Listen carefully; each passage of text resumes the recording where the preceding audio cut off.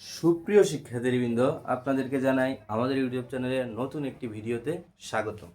আমরা গত দুইটা ক্লাসে আলোচনা করেছিলাম জীবকোষ ও টিস্যুর কোষ নিয়ে এবং উদ্ভিদ টিস্যু নিয়ে। আপনাদেরকে শুরুতেই বলেছি আমাদের এই ভিডিওতে আমাদের ইউটিউব চ্যানেলে এই অধ্যায়ের উপর আমরা 3টি ভিডিও আপলোড করব। 1 নম্বর ভিডিও আমরা আপলোড করেছি জীবকোষ নিয়ে, 2 নম্বর ভিডিও আপলোড করেছি উদ্ভিদ টিস্যু, এবার 3 নম্বর প্রাণী টিস্যু। প্রাণী টিস্যু কি, কত প্রকার, কি কি, এগুলো আমরা বিশদভাবে আলোচনা করব এই ক্লাসে। তার আগে বলি, আমাদের ক্লাসটি করবেন যারা ক্লাস 9-এ পড়েন, অবশ্যই ক্লাসটি আপনার জন্য গুরুত্বপূর্ণ। যারা ক্লাস 10-এ পড়েন, আপনার জন্য এই ক্লাসটি গুরুত্বপূর্ণ। যারা এসএসসি দিবেন তাদের জন্য এই ক্লাসটি খুবই গুরুত্বপূর্ণ। আমি এই কারণে কর্নারে লিখে রাখছি এসএসসি বায়োলজি। মানে টোটাল কথা হচ্ছে, এই যে একটা বই আছে, এই বইটা আমি আপনাদেরকে পড়াবো। এই বইটা যারা করবেন তারা অবশ্যই আমার ক্লাসগুলো করবেন। ক্লাসগুলো থেকে আপনারা উপকৃত হবেন এবং উপকৃত হলে অবশ্যই কমেন্টে তা জানাবেন। এই বইটা আমি আপনাদেরকে পড়ানোর চেষ্টা করব ধারাবাহিকভাবে। আমাদের ইউটিউব চ্যানেলে আমরা ক্লাসগুলো আপলোড করব। প্রথম অধ্যায়, দ্বিতীয় অধ্যায়, তৃতীয় অধ্যায়, চতুর্থ অধ্যায়, এভাবে আমরা দিব। এটি প্লে লিস্ট আকার আপনারা এই চ্যানেলে পেয়ে যাবেন। তো আমি কথা না বাড়িয়ে চলে যাই সরাসরি ক্লাসে। গত ক্লাসে আপনারা দেখছেন যে উদ্ভিদ টিস্যু।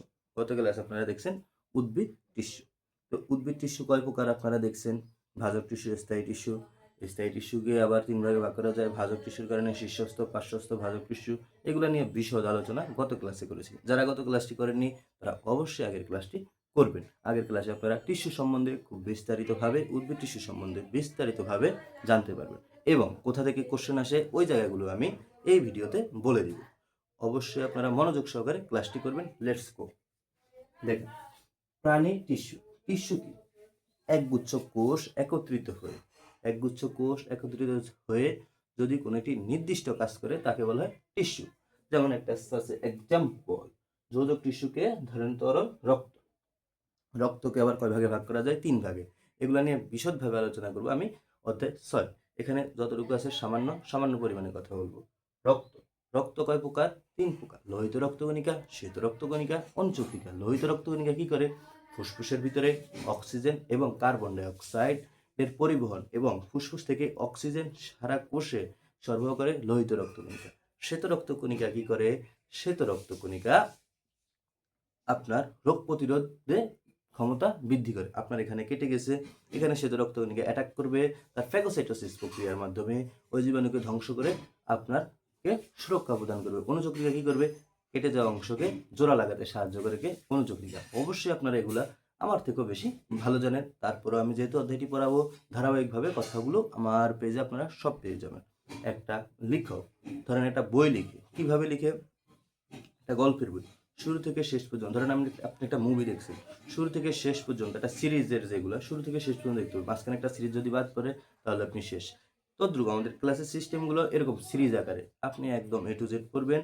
এই বই সম্পর্কে আপনার সম্পূর্ণ ধারণা পেয়ে যাবেন। আমরা এখন ক্লাসে চলে যাই। প্রাণী টিস্যু। প্রাণী টিস্যু কয় ধরনের? প্রাণী টিস্যুকে 4 ভাগে ভাগ করা হয়েছে: আবরণী টিস্যু, স্নায়ু টিস্যু, যোজক টিস্যু, পেশি টিস্যু। আবরণী টিস্যুকে আবার 3 ভাগে ভাগ করা যায়: কাজের, আকার, আকৃতি, প্রকৃতির ভিত্তিতে আবরণী টিস্যু, কোষগুলোর সংখ্যার ভিত্তিতে আবরণী টিস্যু, কাজের ভিত্তিতে আবরণী টিস্যু। আবরণী টিস্যুকে 3 ভাগে ভাগ করা যায়। প্রথম ভাগ হচ্ছে কোষের আকার, আকৃতি ও প্রকৃতির ভিত্তিতে স্কোয়ামাস। তারপর 2 নম্বর হচ্ছে কিউবয়েডাল। 3 নম্বর হচ্ছে ক্লামনার। ক্লামনার হচ্ছে লম্বা। ক্লামনার হচ্ছে কি? লম্বা আকৃতির আবরণী টিস্যু। কিউবয়েডাল হচ্ছে, আপনারা লুডোর সক দেখবেন কিউবের মতো, বা আমি একটু দেখাই, এরকম কিউবের মতো। কিউবয়েডাল হচ্ছে এমন কিউবের মতো, মানে সব দিকে একই থাকবে। আপনারা এগুলো অবশ্যই জানেন, এরকম কিউবের মতো। এটা হচ্ছে কিউবয়েডাল। আর স্কোয়ামাস হচ্ছে মাকু আকৃতির। স্কোয়ামাস হচ্ছে মাকু আকৃতি। তো অবশ্যই আপনারা এগুলো জেনে থাকবেন। এবার কোষগুলোর সংখ্যার ভিত্তিতে সাধারণ, স্ট্র্যাটিফাইড, সিউডো স্ট্র্যাটিফাইড। সাধারণ এক স্তর, স্ট্র্যাটিফাইড বহু স্তর, সিউডো স্ট্র্যাটিফাইড একাধিক স্তর। এগুলো আপনারা অবশ্যই বইয়ে যে লেখা আছে, এই বইয়ে এগুলো সবই লেখা আছে, আপনারা একটু এখান থেকে একটু পড়বেন। ভিডিওটা দেখার পরে একটু পড়বেন। অনেকে হয়তো বলতে পারে যে ভিডিওতেই সব কিছু হয়। ভিডিওতে সব কিছু হলেও আপনার জন্য এগুলো একটু পড়া দরকার। এগুলো সবগুলো একটু ভালোভাবে পড়বেন। এখান থেকে পড়লে আপনি বুঝতে পারবেন। ভিডিও দেখে একটা ফলো সাইট নিয়ে একটা মাথায় একটা সেট আপ নেবেন, তারপর হচ্ছে বইটা পড়ুন। বইয়ের বিকল্প নেই। আমি প্রত্যেকটা আমার ভিডিও ক্লাসে আমি অবশ্যই বই পড়তে আপনাকে অনুপ্রাণিত করব। এবং বইতে কিছু কথা আমি রেখে দিব, সবগুলো কথা আমি এখানে বলবো না, কারণ তাহলে আপনি আর বইমুখী হবেন। আপনার অবশ্যই দরকার বইটা পড়া। যদিও আমাদের ক্লাস থেকে সিকিউ এমসিকিউ আমরা এনশিওর করব, তারপরও আপনার উচিত এই বইটা পড়া। আপনার কাছে হিউজ পরিমাণ সময় আছে। যাদের হাতে সময় নেই, যারা এসএসসি 26, 27 এরকম থাকবেন, তারা ক্লাস থেকে সরাসরি পেয়ে যাবেন কমন। তারপরও বইটা আপনার অবশ্যই পড়া দরকার, বইটা খুব গুরুত্বপূর্ণ।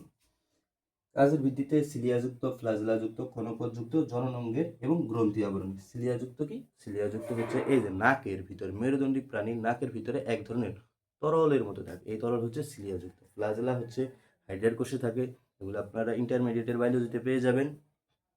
ক্ষণপদ, হাইড্রার এক ধরনের পদের স্টিলের নাম ক্ষণপদ। জননাঙ্গ যে আবরণ করে থাকে তার নাম হচ্ছে জননাঙ্গের আবরণী টিস্যু। এবার গ্রন্থি, গ্রন্থি মানে হচ্ছে যেখান থেকে বিভিন্ন ধরনের রস নিঃসৃত হয়, বিভিন্ন ধরনের রস নিঃসৃত হয় যে অঙ্গ থেকে, তার নাম হচ্ছে গ্রন্থি।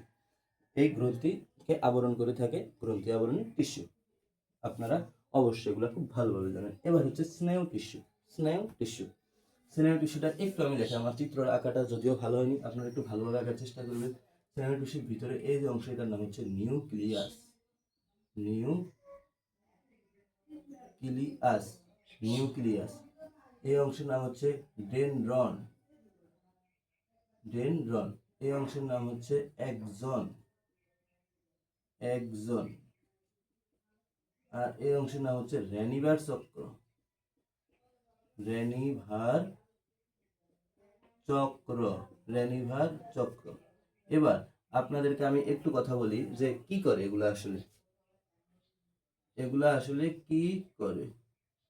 ঠিক আছে, এই যে ডেনড্রন, নিউক্লিয়াস, একজন, রেনিভার চক্র। এই যে রেনিভার চক্র আমাদের হচ্ছে স্নায়ুতন্ত্র। আমাদের সারা শরীরে জালের মধ্যে স্নায়ুতন্ত্র বিস্তৃত আছে।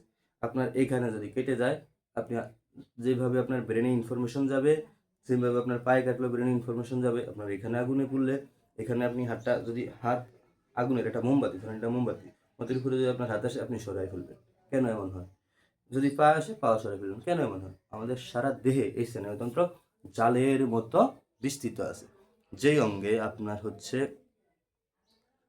যেই অঙ্গে আপনার এই স্নায়ু টিস্যুতে ওই অনুভূতি, স্নায়ু টিস্যু অনুভূতিটা এখান দিয়ে মেরুরজ্জু, এখান দিয়ে একটা নালী থাকে, জানা হচ্ছে মেরুরজ্জু। মেরুরজ্জুর মাধ্যমে এখানে মেডুলাস থাকে, এই মেডুলাসে ইনফরমেশন প্রেরণ করে। আবার এই ব্রেন ইনফরমেশন দিয়ে, আবার ধরেন বাম হাতে গেল, বাম হাত থেকে ইনফরমেশন ব্রেনে গেল, ব্রেন আবার ইনফরমেশন পাঠায় ডান হাতে, ডান হাতে আবার এখানে ধরেন একটা মশা বসলো, এখানে খাবার মারলো। এইভাবে স্নায়ু টিস্যুটা কাজ করে। স্নায়ু টিস্যুটা সিকিউর জন্য অবশ্যই গুরুত্বপূর্ণ। আমি একটু সিকিউ লিখে দিই, আপনারা একটু এটা পড়ে রাখবেন। সিকিউর জন্য স্নায়ু টিস্যুটা খুবই গুরুত্বপূর্ণ। ক্লাস 8এও স্নায়ু টিস্যু গুরুত্বপূর্ণ, 9এও স্নায়ু টিস্যু গুরুত্বপূর্ণ। এটার গুরুত্ব আসলে অপরিসীম। ইন্টারমিডিয়েটে স্নায়ু টিস্যুটা গুরুত্বপূর্ণ, এটা আপনারা অবশ্যই জানবেন। কেননা স্নায়ু টিস্যু আছে বলেই আপনার অনুভূতির ক্ষমতা আছে। স্নায়ু টিস্যু না থাকলে আপনি অনুভূতি বা কোনো ফিল করতে পারতেন না। তো স্নায়ু টিস্যু আপনারা জানেন, এই স্নায়ু টিস্যুর এই যে ধরেন এই যে সিগন্যালগুলো যে যায়, এই সিগন্যালগুলো রেনিভার চক্রের মাধ্যমে যায়। এখান থেকে এখানে যায়, আবার এখান থেকে এখানে যায়, আবার এখানে এই সেম ভাবে ডেনড্রন লাগানো থাকে। এখানে আবার একটা স্নায়ু টিস্যু যায়, এখান থেকে ডেনড্রনে যায়, এইভাবে রেনিভার চক্র। যে এই যে ফাঁকা অংশটার নাম হচ্ছে রেনিভার চক্র। এই রেনিভার চক্র থেকে স্নায়ু টিস্যুর সিগন্যালগুলো প্রেরণ হয়। অবশ্যই আমি খুব সংক্ষেপে বোঝানোর চেষ্টা করছি, আপনারা বুঝতে পারছেন। এবার যোজক টিস্যু। যোজক টিস্যু মানে হচ্ছে যুক্ত করে, যে টিস্যু যুক্ত করে। তন্তুময় যোজক টিস্যু, কঙ্কাল যোজক টিস্যু, তরল যোজক টিস্যু। কঙ্কাল টিস্যু হচ্ছে অস্থি, তরুণাস্থি। অস্থি কি? এই যে আমার আঙ্গুলটা যে আছে, এর ভিতরে একটা অস্থি আছে।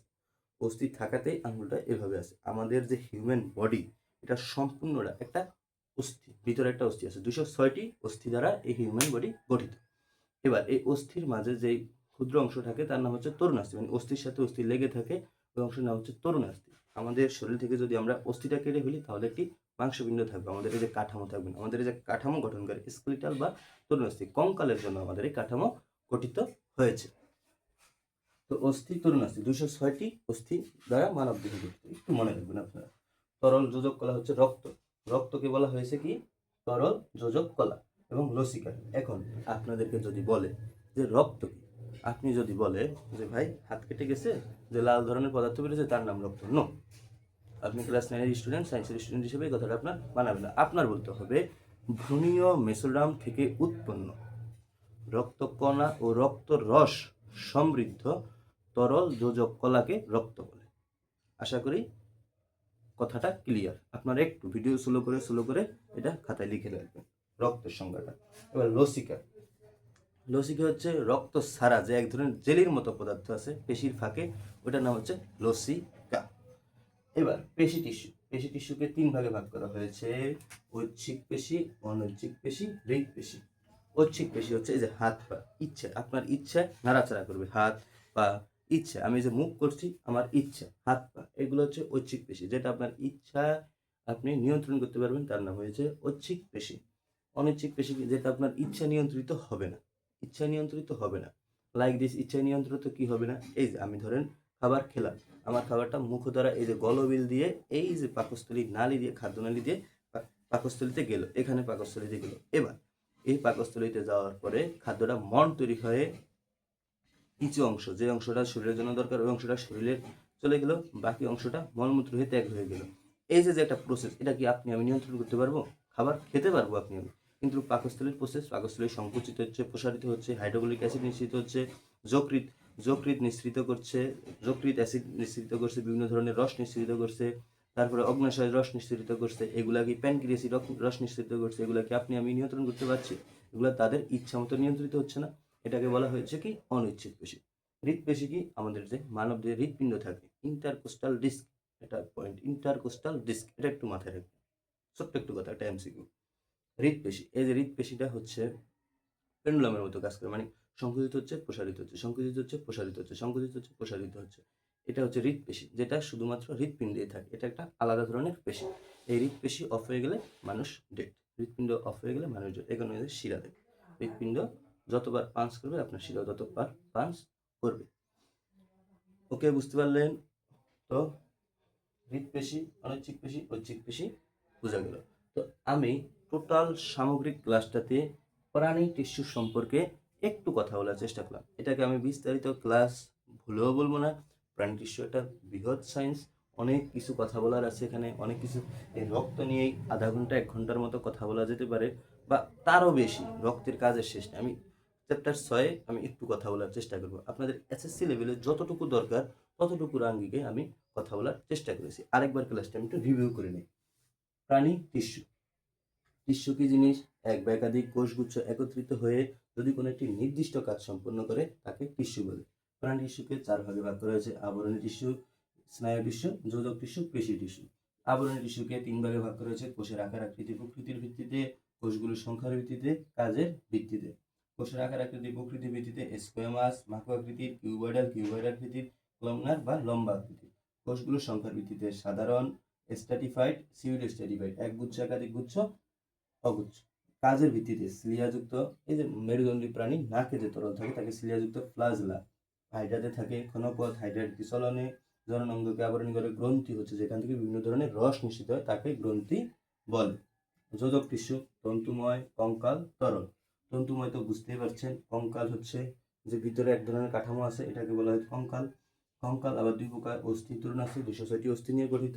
তরুণাস্থি অস্থির ফাঁকে যে অংশ থাকে। তরল, রক্ত ও লসিকা। রক্ত কি? আরেকবার বলি, ভ্রূণীয় মেসোরাম থেকে উৎপন্ন রক্ত রস ও রক্তকণিকা সংগৃহীত তরল যোজক কলাকে বলা হয় রক্ত।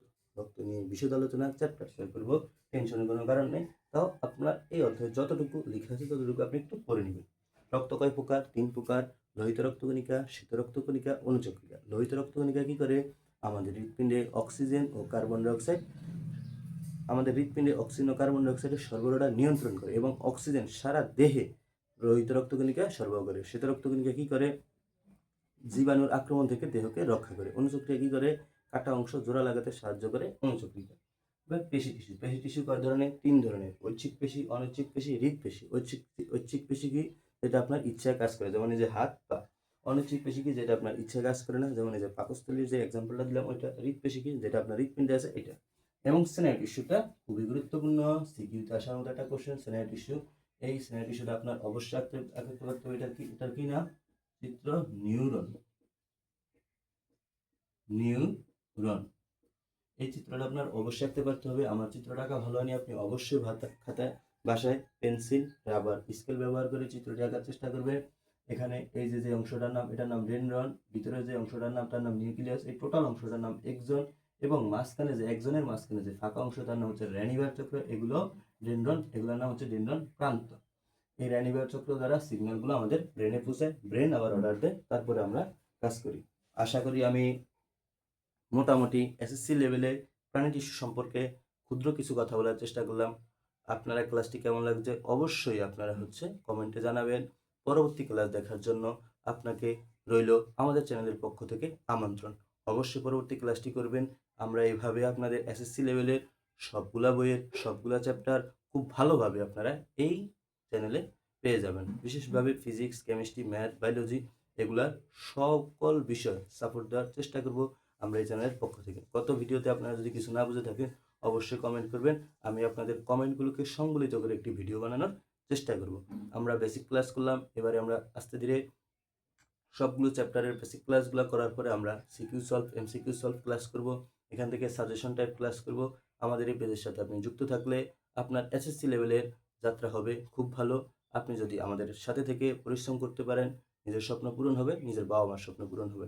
অবশ্যই আমাদের চ্যানেলের পক্ষ থেকে এতক্ষণ ভিডিও দেখার জন্য আপনাকে স্বাগতম। পরবর্তী ক্লাস দেখার জন্য আমন্ত্রণ জানিয়ে এখানেই শেষ করছি আজকের ক্লাসটি। টাটা।